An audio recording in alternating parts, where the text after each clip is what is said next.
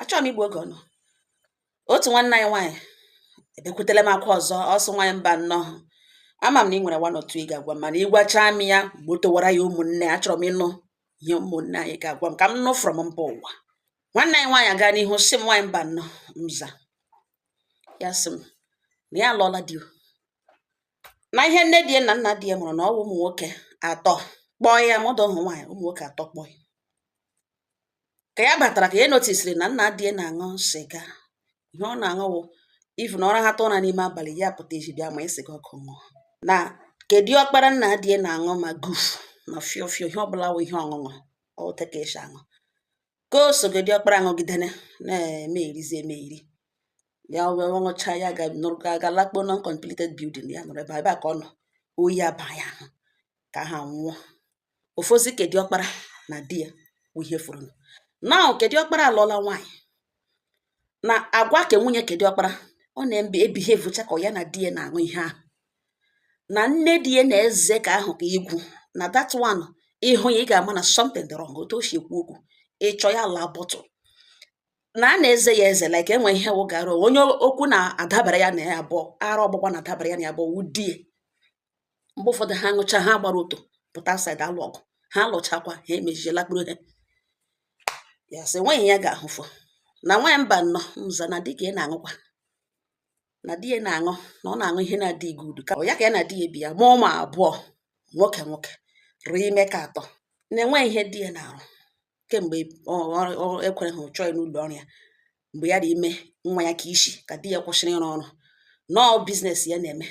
ka ya na di ya ji survive. Ya ka eji akwụ ụgwọ ụlọ ebe ha bi. Nọọ ya ka eji akpa nri. Nọọ ya ka eji elekọta ụmụ ya elekọtakwa onwe ya. Na di ya na-aṅụ ihe ọṅụṅụ. Na di ya ṅụọ ọ ga-aṅụ ṅụọ ya ekwukọtala di ya abazie n'ekọ ya ihe. Na obido igba ilu nga na ọ ṅụchaghala lụtadị. Mgbe ụfọdụ chi jee n'abalị ya lakpo ya kpọrọ ụmụ ya lakpo na room ka ụmụ ya ka ha bi 2 bedroom flat gbachi ụzọ. And ụzọ room ụmụ ya shiri ike ka ọ ga-agụga gbaga ụkwụ na dọọ gbaga ụkwụ na dọọ tili ya gwa ya sị lee ihe o mega mkpọtụ na ndị neighbors ọ ga-emetekwa ha n'ụra. Na nri nọ na kichin ya ga-eburu n'irie. Na-ele ihe ọgbagada ugbu ọgbagada ka ya pụta ka ọ pọnchiri ya before onye ga-alakpo. Ote ka ọ ga-anọ nga na-agụị ogocha ya ga-ahụkwa nga ọ kpakpoga na kichin oricha nri ya arahụ. Chihu n'ọkọta anya agbado ya ma ọ ṅụbe anya edoghị mana ọ ṅụghala ya wụ ya dị partially mad. N'ọhịa ya gabigaga ya sị nụkwa mgbe ụfọdụ ele anya ya edone ya kpọkete jụọ ya sị n'ọhịa n'ugbo ụmụaka na wote ka gịcha azụ ha. Na ọkwa mana enwe ihe gbasara ihe ọṅụṅụ na enwe ebe odu ya kacha rada ọ ga-emebi ihe n'ahụ ya. Na ọ ya ekwuwe ọ naghị atụpụdịrị ọnụ ya jọsichere mgbe ya gachi ike. O lọtawazie n'abalị ka ọ ga-asa ya ihe ya jụrụ ya n'ụkụtụ. Ya mụtakwa na olotaghala ya na alakpuru bifo na-elo nọ n'ime ụlọ ụmụ ya gbachie ebe a gbachie dọọ. Ọ hụghala na ya lakpuole ọ ga-anọrọ na-eji goge nọrọ na sitting room goge ya ga-eri nri lakpuru chi hụ n'ụkụtụ anya edoghị. Ya kpọọ nne di ya na fon si ya lekwekwe ihe ya na-ahụ na ihe a nwa ya na-aṅụ na ọ dịwala too much. Na otu o si akụ ya ihe na otu o si adị violent ma ọ ṅụcha ihe a na ya alaikeghị ya. Na ndị ya dị ime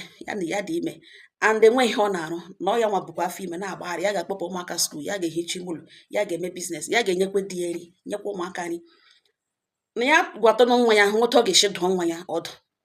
Na nne di ya were mkpụrụ masị o nwere ebe ya n'ihi na nne di ya kpụrụ igwo ka efe adịghị. Na ya na-ejikwana ihe mere this woman ya ga-akọwatanwu. Nwunye nwa nke isi gịnị arụ na nwa ka ahụ sef dịrị dị igbu nne di ilu gbucha ya kwụbaga n'ime ụlọ gbachi ụzọ. Kama dike ike ma anọ onye ihu na onye azụ enwe a na-eze dị lady eze. Mgbe onye ka echekwara ote arụrụ ya nwa na-ewetakwa n'aka iji nne di ịhụnanya still nwaanyị akpọ ya ụgwọ nkịta kpụrụchi. Ọ ya ka ya kọwachara ya sịlekwa ihe nwa na-eme. Nne di ya jụọ ya sị akwa ya gakwutere nna di ya. Ọkwa ya hụrụ nna di ya na ọkwa hụrụ na ọ na-aṅụ ihe ọṅụṅụ na ọ wụ ihe nga ha. Na ya manejiri dike na ọ maneji dike na ọ ṅụchagodo sọ na-egbu ya elie na ọ nọrọ nwayọọ ka egbuo ya ya nwụọ ebulala ozu elie ya na ọnwụ ya nwụrụ taa ahụ ya ga-anwụ echi na ihe nne di ya gwara ya sị oke. Ọ ya ka o ruru na Krismas ya file na ya laa ije n'ugbo eme nne di obiọma ka o nwee ike tọọkọtụ nwa ya. Ya zọrọ nne di ya akwa Hollandis abụọ na otu George ma gbalị ụkwụ ma ụmụ jewelries zụtara ya were nye nne di ya. Nne di ya elewe akwa anụ ntara ya nyere elege mie ọnụ. Na ya asụcharakwa ka ya gbago oto na akwa gị rụcha ka otu ihe si zụ akwa na ya zụrụ akwa na ka ya kụga ya ọnụ akwa zụga ya zọ Hollandis abụọ zọ George zọ ma jewelries na otu ya si zụkọlatacha nga ya nyere ya ego na ọ karịa mma na ya gara n'ime na ya nwa gara n'ime ahịa gaa zụọrọ ya akwa ka onye hụtaga nne di na nne di ya gbago oto na ọ bụrụ na nne ya rọ ndụ nọ na ịzụ akwa na ugbu a na ekwu eziokwu na anyways na-ewetawe ọ si eguzoro na-ele nne di anya mmiri mkpirisi anya mmiri adasha ya n'anya anya mmiri eju ya obi ju ya ume ji o chetere ya mmanya ya bee mmanya tara ahụhụ takwa ahụhụ tacha ya wawụrụzi onye zụgara nwaanyị ọzọ akwa instead of nne gị nọkwa n'elu ya nwaanyị ya zụgara ihe nwa emedịghị ya appreciate ọ sị ihe ekwe ya nga ka ya nọzi nwunye kedị ọkpara isi n'oche nga ọ nọbilite nwanne di esa akwa ya agwala ya n'otu obi ya shedere na ọ ga aka nka na ọ wụ witch ya na-agwa ya na mgbe niile na ọ witch na ọ na-akpachapụ anya ya na ọ ga-anwụchu nwunye nwa nyere ihe ọ na-elike ya gị were ihe ga nye ya onye ọzọ gị dash onye ọzọ masị na ya tanki were banye n'ime ụlọ gị na-echetagịrị ya ọnwụ nne bifo na amara ya akwa ọzọrọ na ele otu ọzọ witch na-eche behave ọ sị nne dị echi eto elekiri nwunye nwa ya kpọ ya onye aṅụrụma jiri n'ọwayọ were akwa anụ ntara banye n'ime ụlọ thank you medụghị ya nọga n'ime ụlọ ihe ekwe ya laghachi banye n'ime ụlọ nne di ya lekwe nga ọ nọrọ ọdụ akwa na ọ dewere n'elu isi be di ya ya chịrị akwa ote ya eshiri tige na waterproof oto ya shi otu ashiri nne di ya banya sị ele ebe o ji akwa abacha na-enye ya ahịa akwa ya gwa ya sị ya ga-enye ya akwa akwa na anya mmiri na ya bepụrụ na mma mụrụ ya mmụọ ya ahụ na ọ dị happy na ya nwa anwa aga n'ihu mara akwa na ọ nwere ike ịhụ mmanya n'ihe nne di ebi ha akwa nụ ntara tiwe na ya sị nne ya nwụrụ anwụ bịa kụgbuo ya na ya sị nne ya nwụrụ anwụ gbuo ya lekwezi ka di ya esi elu gị di ya sọ gị na nne di ya kowa ihe n'ugbo ya di ya jụwa ya di ya nọ ntara jụwa sị o na ọ bụrụ na ọ gwatara na o ji ego rote ya na-egwa ihe dị eji dị mọni eme na ọnwụ nne ya nwụrụ na mmanya na-atọ ashị na ote ọsọ mmanya sị na o ji ọsọ nne ya nwụrụ anwụ bịa kụgbuo ya na ọ ihe egwu ya gwa di ya na ọwa ihe egwu nwunye kedị ọkpara apụta di ya gwawa ya sị ọ ka ha buru ya na ọkwa na ọ gbajuole na ya nwe ya agbajukwele na o jikwawa ya na-agawa na rum ya na di ya wepụrụ ha n'ebe ka aha asa akụkọ na egwu jiri n'ọwa ya bilie baiga na rum side ka ha di ya jụwa ha sị na o jicha ego ya gwa ya si enyi dịrị ego lereta onwe ha werezie gaa n'ime a ga zụrụ mmanya akwa sifu mmanya onwe ha akwa agwa ya nke wee eziokwu na-ebe akwa ọ ihe o ji sị mmanya na mmanya nwụrụ anwụ ga-abịa kụgbu ya na-ele di ihe ọzọ di ya mere fatapụrụ ya na gịnụ na ntị ute akalanya ya ehode ya n'akwa so oke ọkụkọ na ọ dịla too much na ọkwa mara ya dị ime na-ele oge ji akpa ya ihe like that ọ sị di ya bịa ntụsị ime gịnị were ikpere ya gịnụ ya n'okpuru afọ kpim isi ede ya n'elu bifo ya mara afọ atakashiwa ya o ruhu 30 minutes ụbara bịa nwa anụ ntara ya pụ ime nne di ya sị na onye amasị di ya na-aṅụrị ihe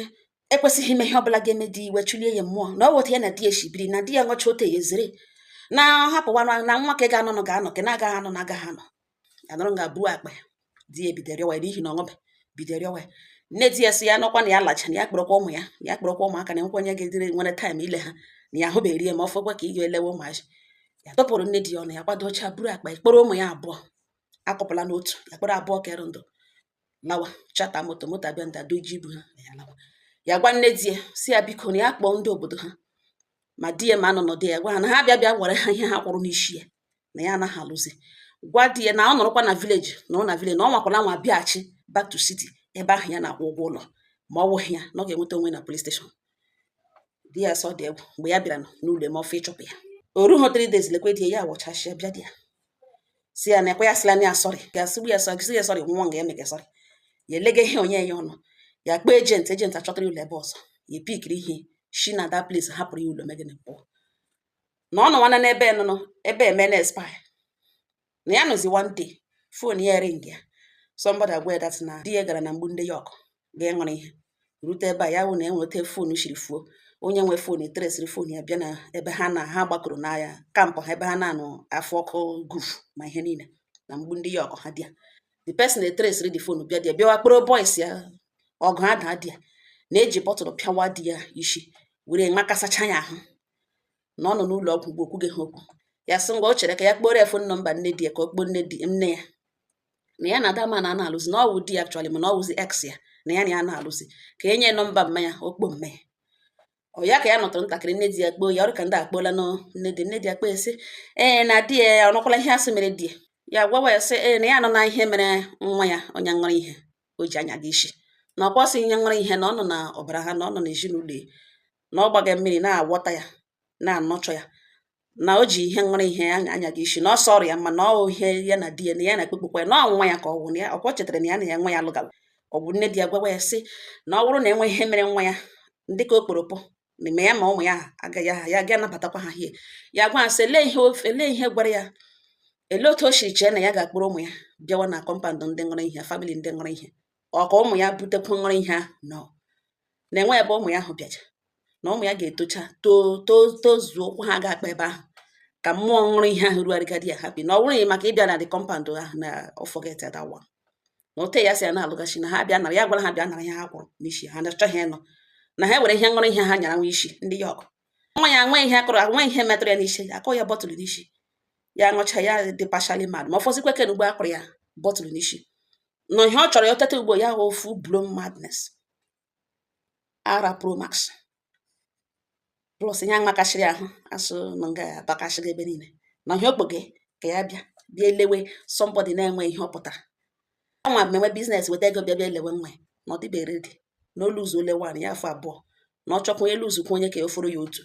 na ọwụ ụmụ ya na ọwụ ya ga-elere ya na ya walk out of the marriage, na okpu hakwala nọmba. Ụmụnne m, nwanne anyị nwaanyị sị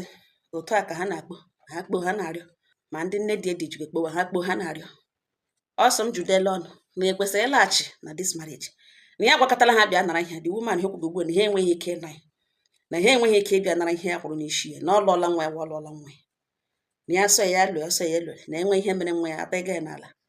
onye ọbụla gakọrọ na ọ nọ n'isi ya, na enwe ihe mere di ya na ihe n'isi ya ka ọ nọ, na eleghara di ya anya ọ nwụchuo, na ọ dịrị na m judelele mba ụwa na ekwesịrị ịlaghachi na this marriage, kwesịrị ịga alaghachi ga-elewe this man na enwe otu mkpụrụ ego nwere na account because enweghị ihe ọ na-arụ before ihe eme, na ya ebukatala ibu dị too much ka ya laghachije nga ugbo na ọ wụrụ ma ego ọgwụ ya ma tritment ya ma nri ya ma ihicha ya ahụ nga ya hicha be hicha ụmụ ya, na ihe ọnwakwa na asa akpụrụ ya n'isi kwụwa ya okporo isi ma ya bandeji, na ọkwa owela na ote ihe mgbe nwere ike ili dị ara somebody na-aṅụrụkọ ihe akọ ha ihe n'isi brain ọwa ọ ga-agbanwabe tez ya laghachi ga-ebuwe ibu ahụ na ọwọ dịrị ya too much